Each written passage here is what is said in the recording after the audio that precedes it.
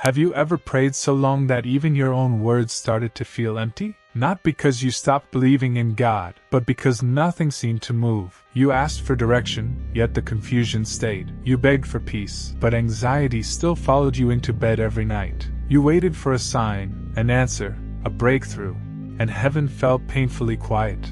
What hurts the most is not always the struggle itself. Sometimes it's the silence around it. And maybe that's where you are right now, watching other people move forward while your life feels paused. Wondering if God forgot your name, questioning whether you missed your purpose somewhere along the way. But what if the silence does not mean abandonment? What if God is not ignoring you? What if God is waiting on you? That thought changes everything. Because most people think waiting on God means sitting still until life magically changes. But throughout Scripture, God often moved when someone took a step first. Before the Red Sea opened, Moses had to raise the staff. Before David became king, he returned to the battlefield again and again. Before the miracle happened, somebody usually moved in faith while nothing made sense. And maybe that is the part nobody told you. Faith was never passive. By the end of this video, you may realize that the thing holding your life back is not God's refusal, but your fear of moving before certainty arrives. Because deep inside, many people are not truly waiting on God. They are waiting to feel safe, waiting to feel qualified, waiting until doubt disappears. But if clarity came before obedience, faith would not be necessary. There's a moment in the Bible where Jesus tells a man with a withered hand to stretch it out. Think about how strange that sounds. Stretch out the very thing that feels broken. Yet the healing came when the man moved what he thought could never move again. And maybe that's what God has been asking from you. Not perfection, not full understanding, just movement, one honest step. Because sometimes the greatest tragedy is not failure. It is staying stuck in the same place because fear disguised itself as wisdom. And maybe tonight, for the first time in a long time, you are beginning to understand why heaven has felt quiet. There's a dangerous place many people live in without realizing it. It looks spiritual on the outside. It sounds patient. It even feels responsible. But underneath it all, it is simply fear wearing religious language. I'm waiting for God's timing. Sometimes that's true, but sometimes that sentence becomes a hiding place. A place where people avoid difficult conversations, avoid healing, avoid change, avoid surrender. Because movement is terrifying when outcomes are uncertain. Think about Jonah for a moment. God spoke clearly to him,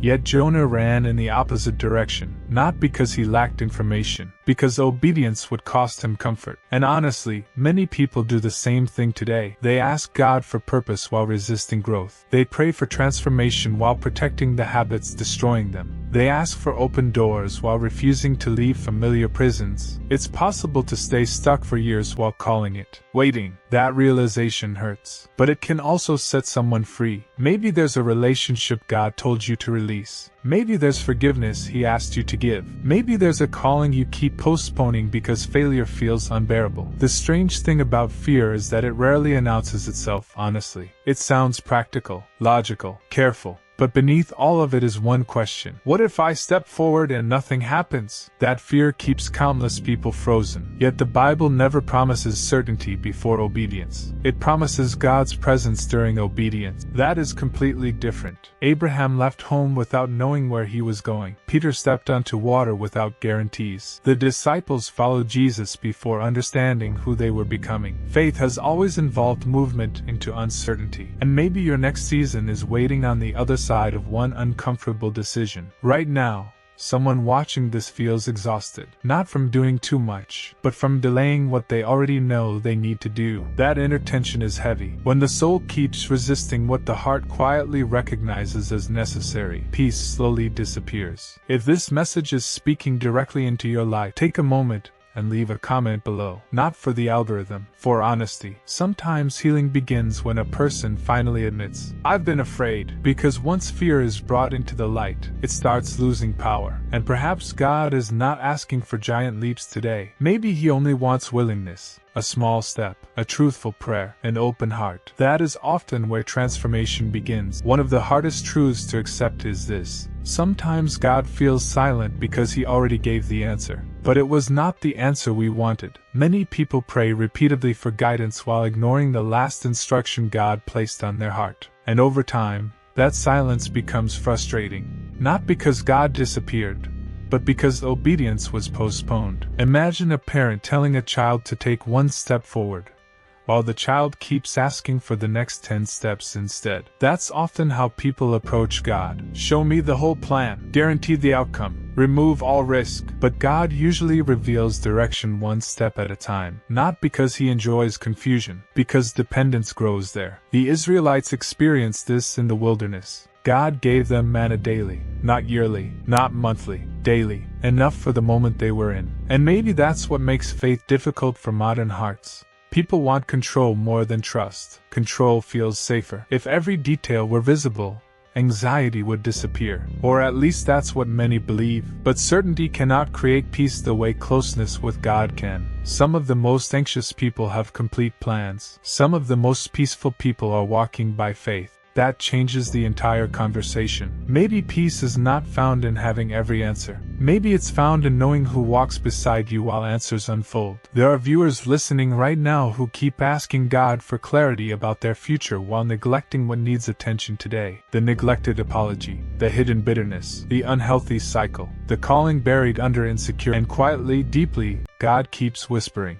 start there, not tomorrow, not when confidence appears. Now, because delayed obedience slowly hardens the heart. At first, conviction feels sharp, then softer, then easier to ignore. That's why small acts of obedience matter so much. They shape the direction of an entire life. Noah spent years building an ark before rain ever appeared. People probably mocked him daily. Nothing around him supported what God said. Yet Noah kept building. That image matters, because faithfulness often looks unreasonable before the breakthrough arrives. And maybe somebody listening has been waiting for emotional confirmation before taking action. But faith is not always emotional. Sometimes it looks like showing up tired, trying again after disappointment, trusting God while questions still remain. Not glamorous, not dramatic, just faithful. And perhaps heaven is waiting to move through the person who finally decides, I will obey even before I fully understand. Control is seductive. It convinces people they are protecting themselves, when often they are only protecting their fears. Many struggles with God are not really about faith, they are about surrender, because surrender feels vulnerable. It means admitting, I cannot manage every outcome. I cannot force timing. I cannot carry this alone anymore. That is difficult for human hearts, especially after disappointment. Maybe you trusted before and got hurt. Maybe you stepped out once and failed publicly. Maybe life taught you that vulnerability leads to pain. So now, even while praying for change, part of your heart stays guarded. That inner conflict is exhausting, wanting God's will while secretly fearing where it might lead. Yet almost every major transformation in Scripture began with surrender. Moses surrendered insecurity. Esther surrendered safety. Mary surrendered her own understanding when the angel gave impossible news. None of them had complete certainty, but they opened their hearts anyway. And something powerful happens when a person stops negotiating with God, not out of pressure, out of trust. Because surrender is not losing freedom. It is finally releasing the illusion that control was saving you. There's a reason Jesus said, follow me, instead of, understand everything first. Following requires trust before explanation. That's where many people stop. They want guarantees before movement. But relationships do not grow through guarantees. They grow through trust. And maybe that's why some prayers seem delayed. Not because God enjoys withholding blessings, but because He cares more about who a person becomes than how quickly they arrive somewhere. A rushed blessing can crush someone unprepared to carry it. Think about Joseph. He received the dream early, but character was built in the waiting. Prison shaped him. Betrayal shaped him. Loneliness shaped him. The waiting was not wasted, and maybe your waiting season is doing something deeper than you realize. Maybe God is strengthening parts of your soul that comfort never could. That does not mean the pain is easy. It simply means the pain may still have purpose. Right now, some people listening feel emotionally tired from fighting battles nobody sees, trying to stay hopeful, trying to keep praying, trying not to give up. And quietly, God may be asking for something simpler than endless striving. Not perfection, not performance, surrender. Because sometimes the breakthrough begins when a person finally stops gripping everything so tightly. And maybe the next chapter of your life starts there. There comes a moment when every person must decide whether fear will remain louder than faith. That moment rarely feels dramatic. Usually it happens quietly, in a prayer nobody else hears, in a decision made alone, in one act of obedience that seems small at first. But small steps can redirect entire lives. Peter stepping out of the boat lasted only seconds, yet people still speak about it thousands of years later. Why? Because he moved while afraid. That matters. Courage is not the absence of fear. It is movement despite fear. And maybe that's what God has been waiting for from you. Not flawless confidence, just willingness to trust Him enough to move. For some people, that step means finally forgiving someone. For others, it means leaving what keeps destroying them. For someone else, it means beginning the thing they keep delaying because failure feels humiliating. Whatever it is, the deeper issue is usually the same. Will you trust God beyond your comfort zone? Because comfort can quietly become a prison. It keeps people spiritually asleep while convincing them they are safe. But growth rarely happens inside emotional convenience. Seeds must break open before growth appears. Muscles tear before strength develops. Even Jesus carried a cross before resurrection came. There is often discomfort before transformation. And maybe that is why your soul has felt restless lately. Not because God abandoned you, because part of you knows it is time to move. Time to stop hiding behind endless hesitation. Time to stop waiting for perfect conditions. Time to stop calling fear wisdom. You do not need every answer tonight. You only need enough faith for the next step. That's how God often works. Lamp unto your feet, not a floodlight for the entire future. One step, then another, and eventually, a life changes direction. Looking back, you may realize God was never absent in your waiting season. He was preparing your heart to finally trust Him deeper than before. So if this message found you at the right moment, don't ignore that feeling. Maybe this is the conversation your soul needed. Maybe this is the moment everything begins shifting. Because God may not be asking you to wait anymore. He may be asking you to move. Maybe the most honest prayer is not, God, why are you silent? Maybe it is, God, what have I been avoiding? That question changes a person.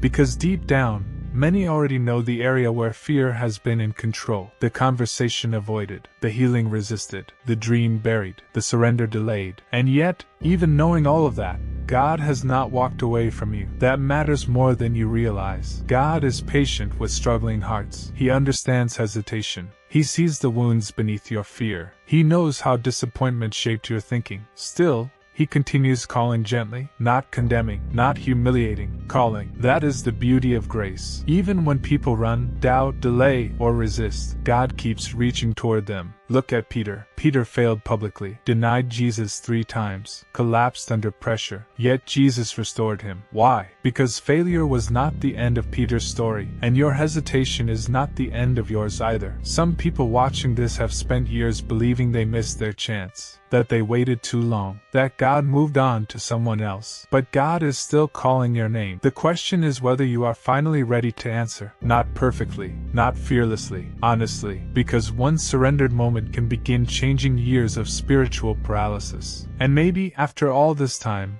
the breakthrough was never about gaining more information. Maybe it was about trust. Trusting God enough to release control. Trusting Him enough to obey before certainty appears. Trusting Him enough to believe that one faithful step still matters. So tonight, before this video ends, sit with this question honestly. What is God asking me to do that I keep postponing? Do not rush past it. That question may open the door to a completely different future. And if your heart feels convicted right now, don't bury that feeling tomorrow morning when distractions return. Hold on to it, pray about it, act on it, walk forward with it. Because your life may change the moment you stop waiting for perfect clarity and start walking in simple faith. And maybe one day, you will look back at this season and realize something incredible. God was never distant. He was waiting for your yes. If this message spoke into your heart, subscribe for more videos that help bring faith into real life. And remember this tonight, a single step with God can change everything.